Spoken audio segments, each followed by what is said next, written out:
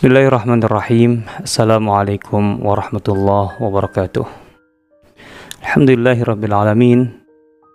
Wassalatu wassalamu ala sayyidil mursalin nabiyyina wa habibina wa maulana Muhammadin wa ala alihi wa sahbihi ajma'in wa man istanna bi sunnatihi wa tabi'a hudahu ila yaumiddin. Amma ba'd. Muslimin muslimat rahimakumullah dimanapun berada, alhamdulillah, dengan puji dan syukur kepada Allah Subhanahu wa Ta'ala, kita berada di bulan yang penuh berkah ini, bulan Ramadan, sebagai bagian dari wahana ujian bagi kita semua, agar kita bisa melewatinya dengan predikat lulus lebih baik dari tahun-tahun sebelumnya. Ramadan diciptakan oleh Allah Subhanahu wa Ta'ala sebagai wahana penggemblengan, pendidikan, agar kita menjadi orang-orang yang lebih bersih, steril dari segala noda, dari segala racun-racun kehidupan yang selama ini menjangkiti dan sekaligus menjadi beban dan menghambat diri kita untuk menjadi lebih baik. Ada satu hal yang menarik terkait dengan kewajiban berpuasa di bulan Ramadan. Allah Subhanahu wa Ta'ala ketika menetapkan kewajiban berpuasa sekaligus menjelaskan tujuan atau target yang seharusnya dicapai oleh orang yang berpuasa. A'udzubillahi minasyaitonirrajim. Kutiba alaikumusiyam kama kutiba 'alal ladzina min qablikum la'allakum tattaqun. Puasa diwajibkan di bulan Ramadan ini agar kamu bertakwa. Tentu saja bahwa ketika Allah menjelaskan tujuan dari puasa itu adalah bertakwa, berarti kita sudah punya gambaran awal tentang target yang harus kita capai. Takwa itu berasal dari akar kata waqa, yaqi, wiqayah. Makna taqwa, atau salah satu makna taqwa adalah antaj'ala bainaka wa baina adzabillahi wiqayah, yaitu membangun benteng yang menghindarkan kamu dari azab Allah. Jadi puasa adalah perisai. Puasa berfungsi sebagai benteng yang kita bangun dengan semua materi Ramadan, siyam, qiyam, tilawah, dan seterusnya, agar kita kemudian bisa menghambat atau menghalangi diri kita, membangun penghalang antara diri kita dengan azab Allah. Bagaimana kita bisa mengoptimalkan puasa untuk tujuan ini? Kita mesti menyadari tentang kita sebagai manusia, bahwa manusia diciptakan oleh Allah Subhanahu wa Ta'ala dari 3 unsur utama. Menjadi manusia memenuhi 3 unsur. Pertama adalah unsur fisik, bahwa kita manusia diciptakan dari unsur fisik. Bapak pertama kita yaitu Adam alaihissalam itu diciptakan dari tanah. Artinya ada unsur fisik, ada unsur tanah, ada unsur fisik dalam manusia. Tapi manusia tidak hanya fisik. Karena Adam belum menjadi Adam ketika baru tercipta dari tanah, dibentuk. Tapi kemudian ditiupkan ruh. Wa nafakhtu fihi min ruhi. Artinya fisik dan ruh. Fisik dibentuk. Fa'idha sawaituhu, ketika aku telah menyelesaikan pembentukan fisik Adam itu, wa nafakhtu fihi min ruhi, dan aku tiupkan ruh ke dalamnya. Maka untuk menjadi manusia, Adam berproses untuk menjadi sempurna, fisik plus ruh. Tapi itu pun belum selesai. Artinya masih ada tahapan satu lagi untuk menjadi manusia. Kita tahu bahwa Allah Subhanahu wa Ta'ala ketika hendak menciptakan Adam dan kemudian menciptakan Adam, memberitahu kepada malaikat dan kemudian menyuruh kepada malaikat untuk bersujud kepada Adam. Ini manusia sempurna. Ketika malaikat pun sujud kepada Adam karena Adam sudah sempurna sebagaimana dikehendaki oleh Allah, itulah manusia sempurna. Dan itu setelah proses pembentukan fisik, peniupan ruh, dan kemudian ilmu, akal dan ilmu. Wa 'allama Adam al-asma'a kullaha. Allah ajarkan ilmu kepada Adam. Thumma 'aradahum 'alal malaikati faqala anbi'uni bi asma'i haula'i in kuntum shadiqin. Qalu subhanaka la 'ilma lana illa ma 'allamtana innaka antas samiul 'alim. Qala ya Adamu anbi'hum bi asma'ihim.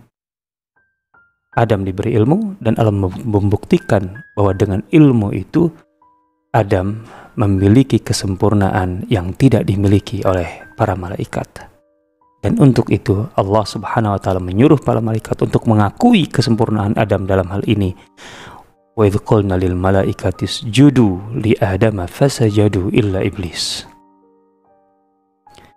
Sehingga manusia yang sempurna itu karena memiliki 3 unsur utama: fisik, ruh, dan ilmu. 3 hal ini, 3 unsur ini harus kita jaga untuk menjadi manusia yang sesungguhnya. Tapi manusia itu sebagaimana Allah katakan dalam Al-Quran, innahu kana zaluman jahula. Banyak zalimnya, banyak tidak taunya. Itu kelemahan manusia sehingga kemudian tidak bisa mengemban amanah Allah sebagai manusia yang sempurna sebagaimana dikehendaki oleh Allah. Kegagalan manusia adalah ketika zaluman jahula. Dan disinilah letak persoalan kita. Jujur saja, sepanjang hidup kita dengan 3 unsur tadi, kita lebih cenderung concern, fokus pada aspek fisik. Memikirkan aspek fisik itu tidak salah, itu bagian dari unsur yang memang harus kita penuhi. Karena itulah Allah menghalalkan rezekinya di muka bumi untuk kita makan. Allah memfasilitasi kita semua dengan banyak hal anugerah yang bisa kita konsumsi, kita gunakan, kita manfaatkan. Karena memang itu untuk kebutuhan fisik kita. Fisik kita perlu ditopang oleh makanan yang baik, gizi yang baik, nutrisi yang baik, kemudian kenyamanan, gitu ya, dan segala sesuatu yang bisa menjaga kita dari mara bahaya, madarat dan sebagainya.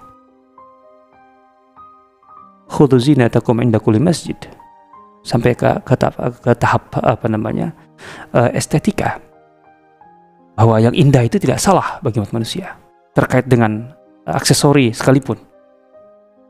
Qul man harrama zinatallah, katakanlah siapa yang mengharamkan perhiasan yang diberikan Allah, yang dihalalkan untuk hamba-hambanya. Secara fisik memang Allah Subhanahu wa taala menetapkan syariat agar fisik kita terjaga.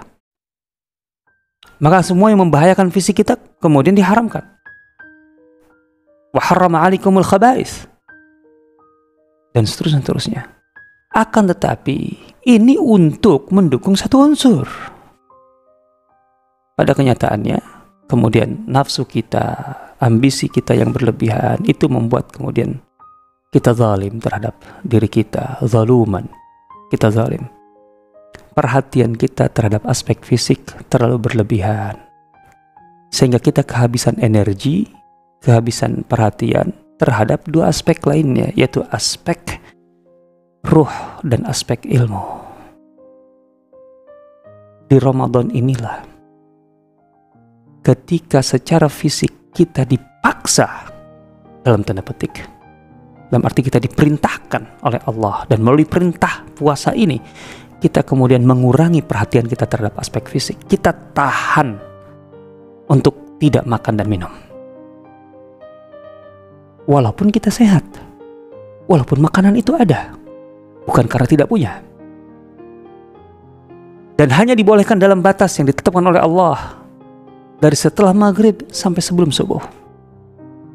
Dan itu bukan waktu normal seperti hari biasa. Artinya porsi perhatian kita terhadap aspek fisik itu diperbaiki. Kita dipaksa untuk merevisi, untuk memperbaiki. Agar apa?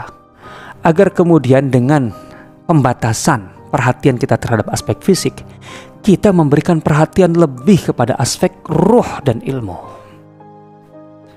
Kenapa Ramadan itu aspek ruhiyahnya kuat sekali? Sholat taraweh yang 11 rakaat saja itu kita rasa lazim kita lakukan dan rasanya ringan. Padahal 2 rakaat setelah Isya di luar bulan Ramadan kadang-kadang berat. Dan kemudian ada aspek pendekatan dengan Al-Quran. Baca Al-Quran lebih banyak. Sebagai sumber pengetahuan, sebagai sumber kebenaran, maka pendekatan kita dengan Al-Quran bukan sekedar pendekatan tilawah tentunya. Bukan pendekatan bacaan saja, bacaan huruf. Tapi pendekatan kita dengan ruhiyah yang memuncak, gitu, dengan sumber kebenaran, sumber petunjuk hidup. Artinya puasa sedang menggodok kita agar kita membangun keseimbangan 3 unsur yang membentuk kemanusiaan kita, agar kita kembali menjadi manusia yang seimbang dengan unsur fisik, unsur ruh, dan unsur ilmu. Dan itulah fungsi Ramadan.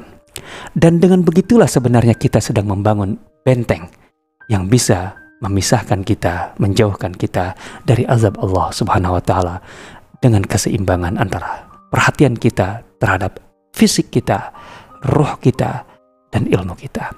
Semoga Ramadan ini menjadi keberkahan bagi kita semua. Hadanallahu iyyakum ajma'in. Wassalamualaikum warahmatullahi wabarakatuh.